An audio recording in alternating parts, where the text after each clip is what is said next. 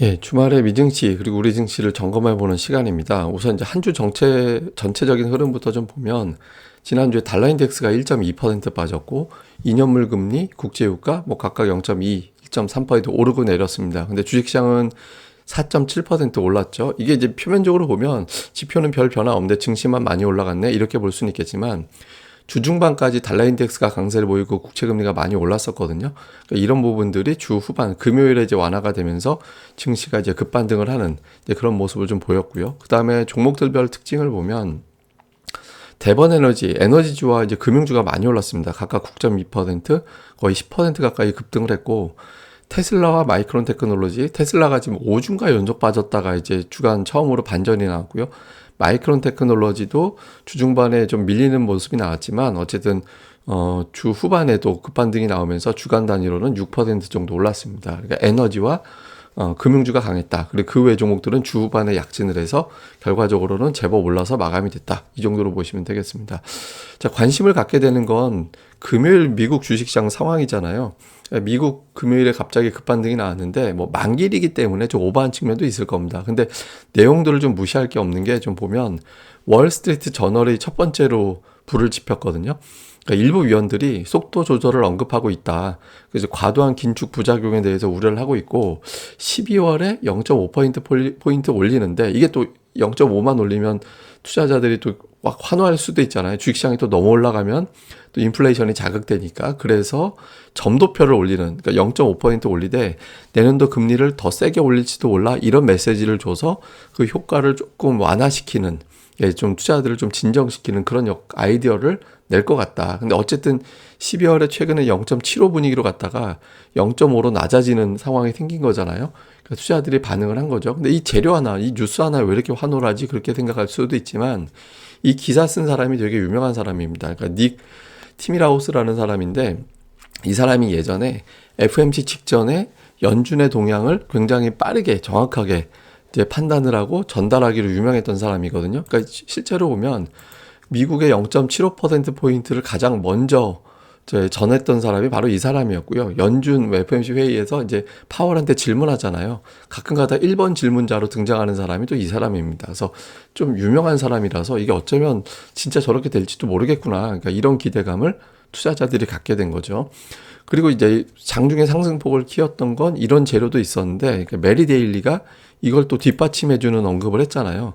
11월에 0.75 올리는 건 찬성한다. 근데 그 이후에는 속도 조절 논의를 해야 될 것 같다. 이게 과도한 긴축이 최선인지는 알 수 없기 때문에 좀 논의를 해야 될 거다. 그리고 이제 경기에 대한 걱정이 있잖아요. 공격적인 인상 때문에 경기 침체 우려가 있는 건 사실이지만 실제로 그렇게 될지는 모르겠다. 그러니까 뭐 반드시 경기 침체 가지는 않을 거야. 그럴 수도 있어. 이렇게 언급을 했거든요. 그래서 침체에 대한 우려를 진정해주고 강한 긴축에 대해서 속도 조절이 필요하다라는 취지로 이야기를 하면서 월스트리트 저널의 기사가 어쩌면 맞을지도 모르겠다. 긴가민가 하던 사람들이 그래서 이제 상승폭을 키우는 그런 재료로 작동을 했던 것 같습니다.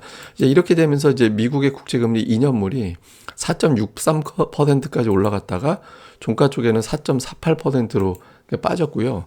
금리 인상 확률 같은 경우는 이게 12월 확률인데 0.75 확률이 50.6%. 이게 미증시 마감할 때는 40% 중반까지 빠졌었어요.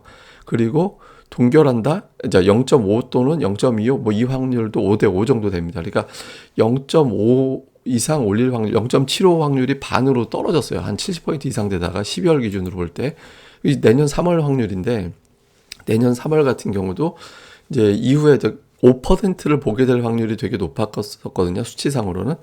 이제 5% 이상까지 내년도 3월에 미국의 기준금리가 넘어갈 거야 라는 쪽에서 5%를 안 보게 될 것 같아 라는 확률이 훨씬 더 높아졌죠. 그래서 시나리오가 바뀌었습니다. 그래서 11월, 12월에 0.75 올리고 3월까지 5% 넘길 거야 라는 게 기존 입장이었는데 오늘 이런 상황이 만들어지고 나서 11월에 0.75 올리는 건 변함이 없지만 12월에 0.5 올리고 내년도에 금리 인상이 중단되는 건 5% 넘기지 않은 상태에서 금리 인상이 끝날 것 같다. 그러니까 이런 쪽으로 바뀌었고, 요게 이제 투자자들에게 매수를 유발하게 되는 그런 이유로 작용을 했습니다.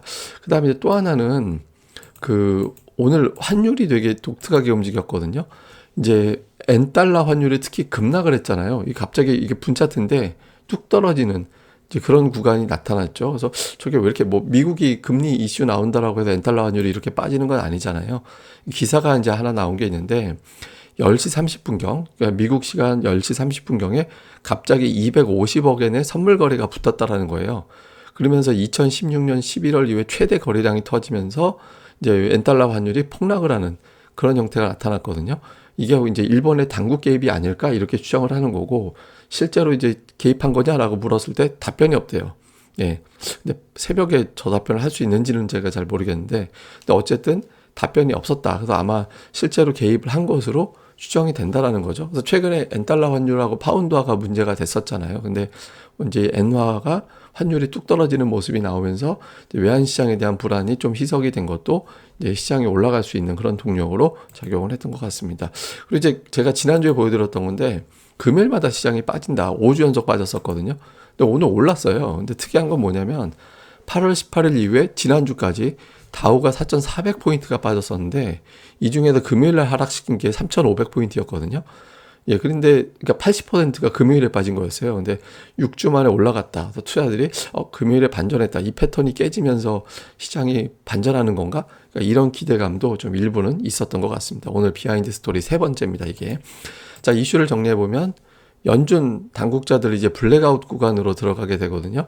그러니까 FOMC 회의 전에 이제 발언이 안 되는 구간으로 가게 되잖아요. 그래서 연준 인사들의 어떤 발언, 거기에 따른 영향은 줄어들 텐데, 어쨌든 FOMC 국면이 시작이 되고 어닝 시즌은 정점을 넘기게 되고, 이제부터는 다시 금리로 넘어가게 되겠죠. 그래서 오늘 이와 같은 기대감이 또 너무 쓸데없이 많아지면 이게 또 역작용이 나올 수도 있거든요. 그래서 다음 주에 미국의 국채금리가 사실 10년물이 4.5가 피크다 이렇게 보는 주장들이 최근에 좀 있었거든요. 근데 제가 어제도 말씀드렸지만 4.5를 보는 게 좋은 게 아니에요. 4.5가 피크라는 건 그 전에 이미 꺾이는 모습이 나와야 되거든요. 그래서 다음 주에 이번 주 고점을 10년물 금리가 넘기지 않는 그런 흐름이 나오는지 되게 중요하고요.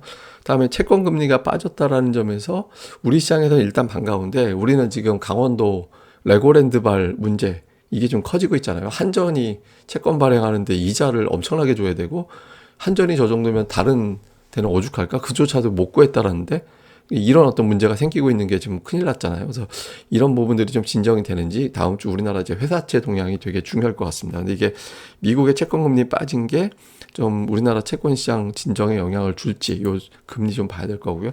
다음에 이제 미국의 반도체 지수가 5일 연속 올라갔는데, 제가 이걸 왜 자꾸 보여드리냐면 이게 필라델피아 반도체 지수 주봉이거든요. 지금 주봉상으로 되게 안 좋아요. 보시다시피 200주선을 튕기고 올라가야 되는데 깨져버린 상태잖아요.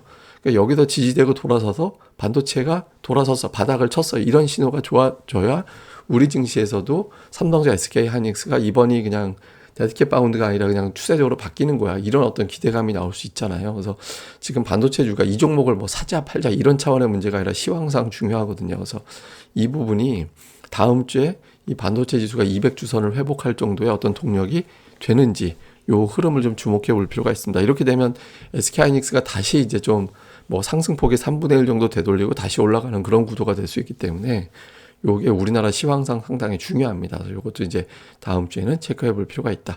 자, 전체적인 어떤 자세한 내용은 제가 또 주간 증시 시간에 또 올려드릴 테니까 참고해 보시고요. 오늘은 미증시 마감된 걸 중심으로 정리해 보는 방송이니까 요 정도로 마치도록 하겠습니다. 이 방송 구독하기 꼭 부탁드리고요. 그리고 네이버에서 고릴라 리서치 검색하시면 또 저희 카페 오실 수 있으니까 많이 방문 가입도 부탁드리겠습니다. 예, 그럼 감사합니다. 다음에 뵙겠습니다.